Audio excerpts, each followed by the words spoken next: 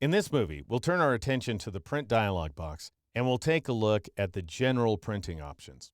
In order to demonstrate these options, I'm going to expand the size of the fourth artboard. So I'm going to advance to that artboard and then I'll press Shift-O in order to switch to the artboard mode.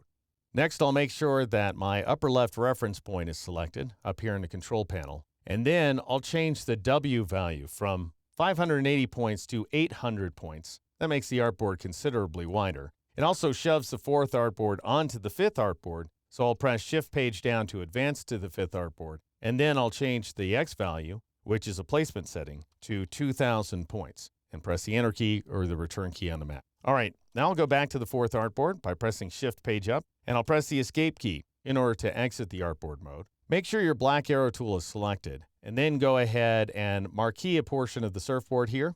Then press the Enter key or the Return key on the Mac to bring up the Move dialog box. And if you're working along with me, change the horizontal value to 180 points. The vertical value should be 0 points. Then click OK.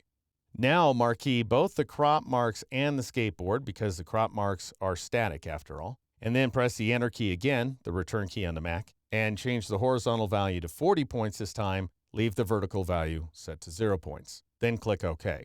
And what we have now is a horizontal artboard, whereas all of the other artboards inside of this document are vertical.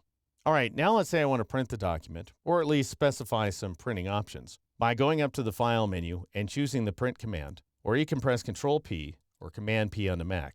And that brings up a very dense dialog box of options. Illustrator provides one of the best printing engines in the business, so it's not surprising that you have a lot of settings to choose from, but they're organized pretty darn well. For starters, you can select the printer that you want to use, and I have quite a few printers that are networked to this computer. You should see all of the printers that you've installed on your machine. If it's a PostScript printer, as is the case with this Ricoh, then you'll also have available to you a PostScript printer description, or PPD. If you're working with a non-PostScript printer, such as this LaserJet here in the office, then the PPD option will appear dimmed. That's nothing to worry about, however. Illustrator is equally capable of printing to PostScript and non-PostScript printers alike. Now take a look at this preview down here in the lower left corner. Notice that it's showing as page 1 of 5, and you can advance through these pages in order to see each one of them. These general settings are pretty much your standard fare, starting with the number of copies you want to print, you can reverse their order, and so forth. Notice, however, that we've got this range option. So I could specify that I only want to print artboards 1 through 3, in which case I reduce the number of pages that I can preview. And so now I'm only seeing 1 of page 3 because I'm only printing 3 pages in all. You can also specify non-adjacent pages by entering commas. So I could enter 1, 3, 5. And incidentally, you can also mix and match commas and dashes if you like.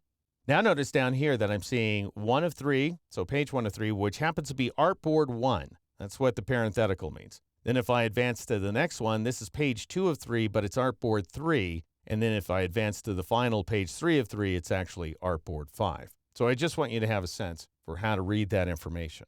Now by default, media size will probably be set to define by driver, and then you can select the media size you want to, which is most likely going to be linked to some sort of paper tray, and that's going to vary from one device to the next.